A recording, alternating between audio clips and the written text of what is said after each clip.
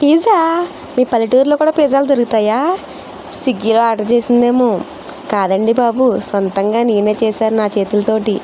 మా పిల్లలు తిని భలే ఉందమ్మా, మళ్ళీ చేస్తావా అని అడిగారు. సరేలే అని మీకు వీడియో పనికొస్తుందని వీడియో అయితే తీసానండి. అయితే ప్రాసెస్లోకి వెళ్ళిపోదాం పదండి. ముందుగా ఒక గిన్నె తీసుకుని అందులోకి ఏమో ఒక స్పూన్ ఈస్ట్ అయితే తీసుకోండి. ఈస్ట్ తీసుకుని కొన్ని వాటర్ వేసి కలిపేయండి. కలిపేసిన తర్వాత బోన్లెస్ చికెన్ తీసుకోండి. తీసుకుని చిన్న చిన్న పీసెస్గా చేసుకున్న తర్వాత ఉప్పు, కారం, అల్లం వెల్లుల్లి పేస్ట్ వేసి కలిపేసి పక్కన పెట్టేసుకోండి. పెట్టిన తర్వాత ముందుగా కలుపుకున్న ఈస్ట్ ఉంది కదా, ఆ ఈస్ట్లో ఒక అరకప్పు మైదా పిండి, ఒక అరకప్పు గోధుమ పిండి, టోటల్ ఒక కప్పు పిండి అది వేసేసి కలిపేయండి. మీకు టైం ఉంటే ఈస్ట్ ఒక గంట అయితే ఉండించండి, బాగా ఫ్లఫీగా అయితే పొంగిద్ది. అప్పుడైతే కలపండి, ఇంకా అది బాగా వస్తుంది. నాకైతే టైం లేదు, నేనైతే కలిపేస్తున్నాను. అది స్మూత్ టెక్చర్ అయితే రావాలండి. కొంచెం ఆయిల్ పోసి కలపండి, స్మూత్ టెక్చర్ అయితే వస్తుంది. అది ఫ్లఫీగా భలే పొంగిద్ది ఫ్రెండ్స్. మీకు నేను చూస్తూ ఉండండి, వీడియో ఫుల్గా చూడండి, మీకైతే చూపిస్తాను. అలా కలిపిన తర్వాత కొంచెం ఒక వెట్ క్లాత్ వేసేసి ఒక క్లాత్ వేసి కప్పేసి మూత పెట్టి ఒక అరగంట వదిలేయండి ఫ్రెండ్స్. అలా పొంగిద్ది, ఫ్లఫీగా పొంగి చక్కగా పొరల పొరల కింద ఉంటుంది. చాలా బాగుంటుంది ఫ్రెండ్స్. చూస్తారా? చూడండి, నేను చూపిస్తాను. చూస్తున్నారా? ఇది పిజ్జా ఒకటికే కాదు ఫ్రెండ్స్, దీంతో బన్ను, కేక్స్ అటువంటివి కూడా చేయొచ్చు. ముందు వీడియోస్లో అయితే మీకు చూపిస్తానండి. దాన్ని ఒకసారి కలిపేసుకుని ఒక పీట మీద వేసుకుని బాగా రఫ్ చేయండి. కొంచెం పిండి వేసుకుంటే రఫ్ చేయండి. అది కూడా చూపిస్తున్నాను చూడండి. అలా రఫ్ చేయండి. చేసిన తర్వాత చపాతీలా ఒత్తేసుకోండి.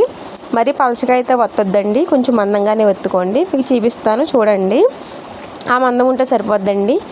ఆ మందం వచ్చిన తర్వాత అది అయితే పక్కన పెట్టేసుకుని స్టవ్ వెలిగించుకుని బాండీ అయితే పెట్టేసుకోండి. పెట్టుకుని 2 స్పూన్ల ఆయిల్ అయితే పోసుకున్న తర్వాత మనం మ్యాగ్నేట్ చేసి పెట్టుకున్న చికెన్ ఉంది కదా, చికెన్ అయితే వేసేసుకోండి. చూసారా? చికెన్ వేగిపోయి అయితే పక్కన పెట్టేసుకుందాం. ఇప్పుడు మనం చేసుకున్న చపాతీకి తగ్గట్టుగా ఒక ప్లేట్ అయితే తీసుకోండి. ఆ ప్లేట్కి బటర్ ఉంటే బటర్ అప్లై చేసుకోండి. నా దగ్గర బటర్ అయితే లేదు, అందుకే నేనైతే వెన్న అయితే తీసుకున్నానండి. నెయ్యి తీసుకుని నెయ్యితో అప్లై చేశాను. అక్కడ నేను చూపిస్తున్నట్టుగా చుట్టూరు వేళ్ళతోటి ఇలా అని ఫోర్క్ తోటి మయాన్ ఘాట్లు అయితే పెట్టండి.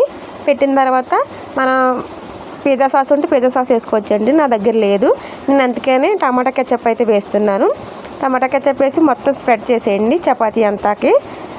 స్ప్రెడ్ చేసిన తర్వాత మనం వేపుకున్న చికెను, పన్నీరు, ఉల్లిపాయ ముక్కలు అయితే వేసుకోండి. వేసేసుకుని చీజు నేను పైన ఇప్పుడు కోరుతున్నాను చూసారా, అది మొత్తం మనం వేసుకునేవి కంప్లీట్గా కప్పేయండి ఆ చీజ్ తోటి. అప్పుడే పిజ్జా కూడా బాగుంటుందండి. చాలా అంటే చాలా టేస్టీగా చాలా బాగుంది. ఇవన్నీ చేసుకునే ముందు ఒక హాఫ్ అన్ అవర్, ఒక పావు గంట ముందు పొయ్యి అయితే వెలిగించేసుకుని ఇలా స్టాండ్ వేసుకుని ఇసుక అయితే పెట్టేసుకోండి.